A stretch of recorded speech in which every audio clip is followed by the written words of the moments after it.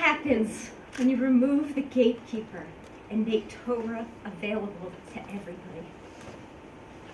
Tanah, Oto hayom, silkuhu l'shomer ha'petach, v'nidna lehem rashut l'talmidim lehikanes. On that day, Rabbi Elazar ben Azariyah was appointed as Nasi. They removed the bouncer from the gate and they allowed all the students to enter. Tanah, ha hu yoma itasfu chamasal saleh. Amar Rabbi Yochanan, pligi ba Abbas Yosef ben Dustai v'Rabbanan. Chad amar itasfu arba ma'az saf saleh, v'chad amar shva ma'asaf saleh. Whether they added 400 or 700 benches in the Beit Midrash, does it really matter? No doubt, he rejoiced in the new students. But it wasn't just a matter of rising registration numbers, and the quality of the learning was totally different. Tanah, Eduyot vo b'yom nishnit, v'chol hecha de'amrinin vo b'yom hahu yom ahava. V'lo hayta halacha shehayta tluya b'beit midrash shelo pirshuha. The earliest Masechet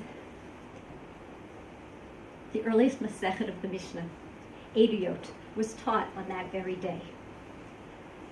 Not only that, the Gemara tells us, there was no undecided halacha in the Beit Midrash that was not settled and explained on that day.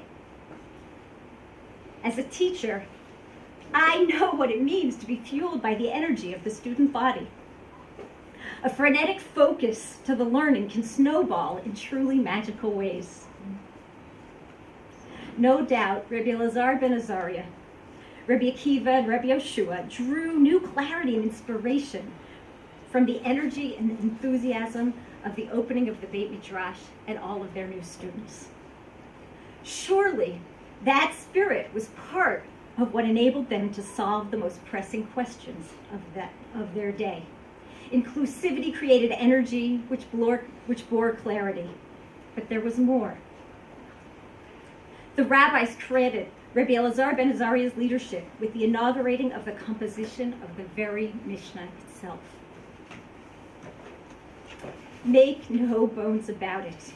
It's no coincidence that the first Masechet Rabbi Elazar ben Azariyah composed was Eduyot.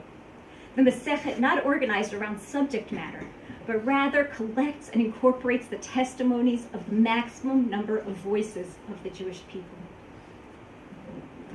Of course, Rabbi Chanina Sgan HaKohanim, Rabbi Yishmael, and Rabbi Akiva, but also Shnei Gardi'im Sharash Ba'ot Shebiyerushalayim, Gam Hem Heidu Mishum Shmaya Ba'avtal Yom.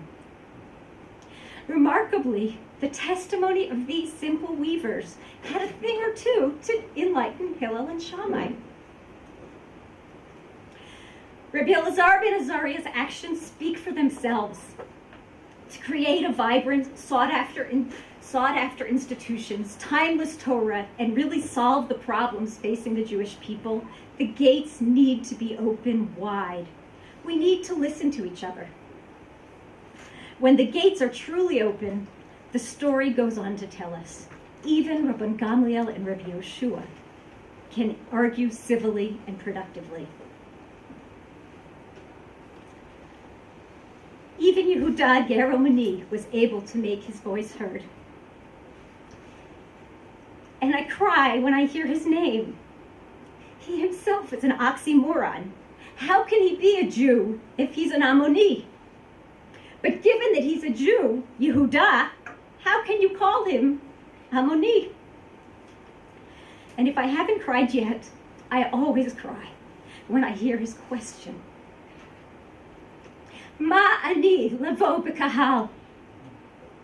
Ma ani lavo b'kahal? Do I belong? Can we really afford to live without this earnest, eager Yid who wants to contribute to our people? And yet, Rabban Gamliel, does he not speak the simple truth when he cites the verse, Lo yavo Ammoni b'kal Hashem?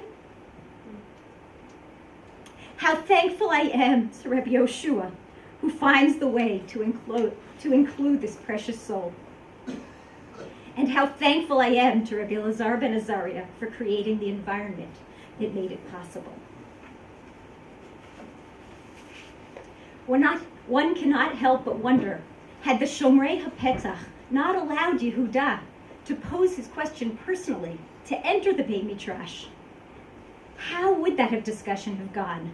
Might his claim have been heard a little bit differently?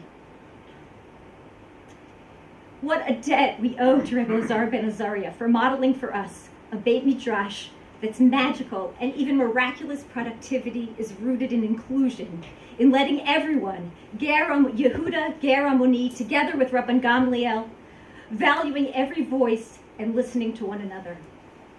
It is no surprise that the Torah that emerged from that Beit Midrash was truly a Torah of Chesed.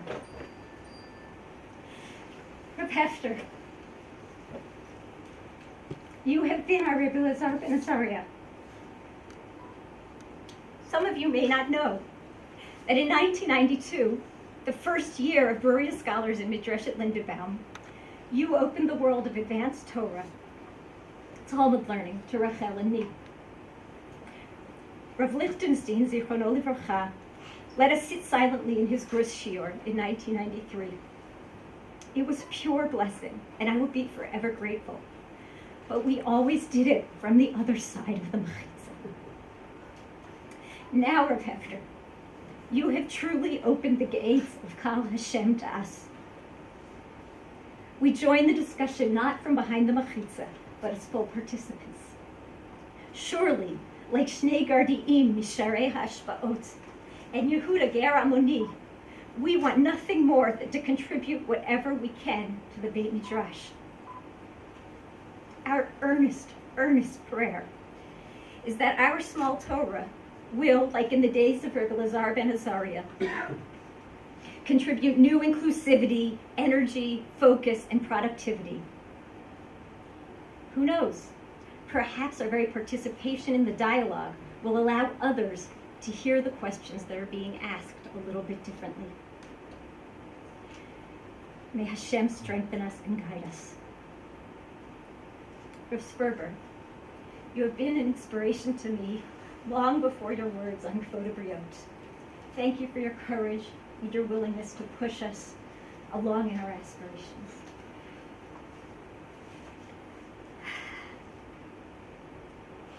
I have been so touched by the support that has come from my dear friends and students, so many of whom are sitting in this room.